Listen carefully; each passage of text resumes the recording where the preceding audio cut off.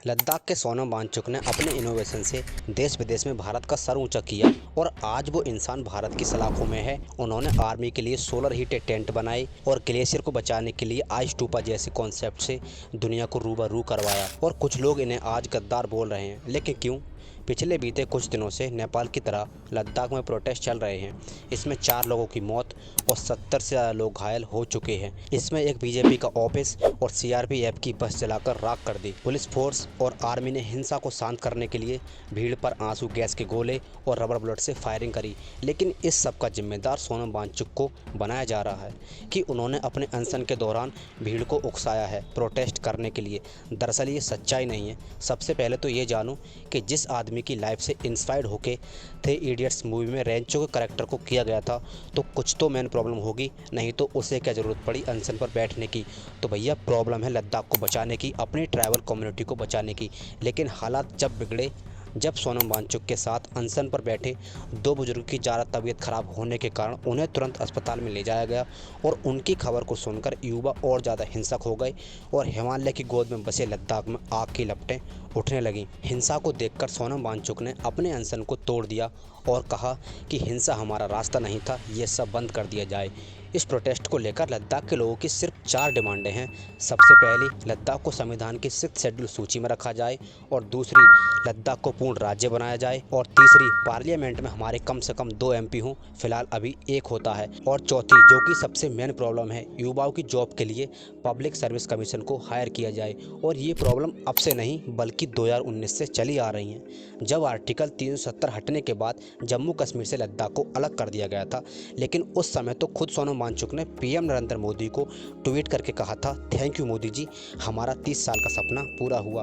और 2019 के बाद लद्दाख को एक यूनियन टेरेटरी बना दिया गया। लेकिन ये सब होने के बाद भी लद्दाख के डेवलपमेंट पर कोई खास फर्क नहीं पड़ा।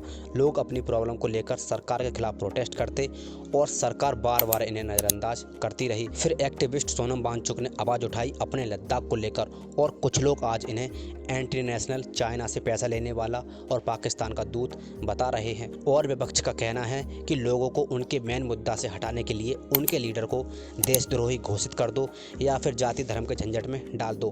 गिरफ्तारी से पहले सोनम वांगचुक अपने एक बयान में कहते हैं, उन्हें फंसाने की कोशिश करी जा रही है।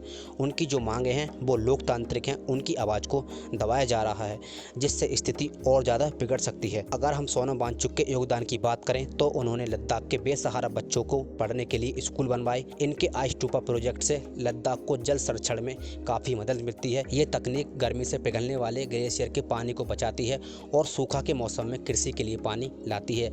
सोनम के ऊपर बहुत सारे आरोप लगे हुए हैं। सबसे पहले विदेशी फंडिंग को लेके, वैसे उनमें कोई तर्क नहीं था, लेकिन आंदोलन को लेकर उन पर आरोप लगे हैं। आरोप में गृह मंत्रालय ने कहा नेपाल के जैनजी विद्रोह और बांग्लादेश जैसे उदाहरण दिए जो युवाओं को उकसाने वाले थे। आरोप उन पर पाकिस्तान, बांग्लादेश, चाइना कनेक्शन से भी हैं, जिस पर उनकी तस्वीरें वायरल हो रही हैं। जैसे फरवरी 2025 की उनकी पाकिस्तान यात्रा की तस्वीर को लेकर बांग्लादेश के प्रधानमंत्री के साथ की तस्वीर वायरल हो रही हैं। हालांकि ये कोई ठोस सबूत नहीं है। इन तस्वीर को लेकर उन्हें बदनाम करने की कोशिश करी जा रही है और बीजेपी ने तो ये तक बोल दिया कि वो कांग्रेस के लिए बैटिंग कर रहे हैं। और इस सब के बाद उन पर तमाम तरह की जाँचें बैठ गई हैं। मनी लॉन्ड्रिंग से लेकर विदेशी फंडिंग को लेकर CBI, ED सब उनके पीछे हाथ धोकर पड़े हैं। लेकिन सोनम वांगचुक का कहना है कि ये जांच विरोध सब मेरी इमेज को ख़राब करने के लिए किया जा रहा है, क्योंकि वो लद्दाख के हक की मांगे कर रहे हैं और जो सरकार कभी भी पूरा नहीं करना चाहती। लद्दाख के लोगों का कहना है कि हमें संविधान के 6th शेड्यूल सूची में डाला जाए, क्योंकि वो अपनी ट्राइबल कम्युनिटी को प्रोटेक्ट कर सकें, अपनी जगह को, अपनी ज़मीन को बचा सकें बाहर के लोगों से। और सरकार इस बात को मानने को राजी नहीं है, क्योंकि लद्दाख पाकिस्तान और चीन की सीमा के पास है, तो रणनीतिक और पर्यावरणीय कोण से बड़ा ही संवैधानिक इलाका है, तो प्रॉब्लम और ज़्यादा बढ़ जाती है, क्योंकि ये जगह बहुत ही इम्पोर्टेंट है। सरकार सिर्फ 2 शर्तें मानने को राजी है, जॉब के लिए और पार्लियामेंट की प्रॉब्लम के लिए, लेकिन संपूर्ण राज्य और 6th शेड्यूल सूची को लेकर अभी भी इनकार कर रही है। और तभी इस प्रोटेस्ट में लगातार विरोध बढ़ रहा है। लेकिन सोनम वांगचुक अब गिरफ्तार हो चुके हैं।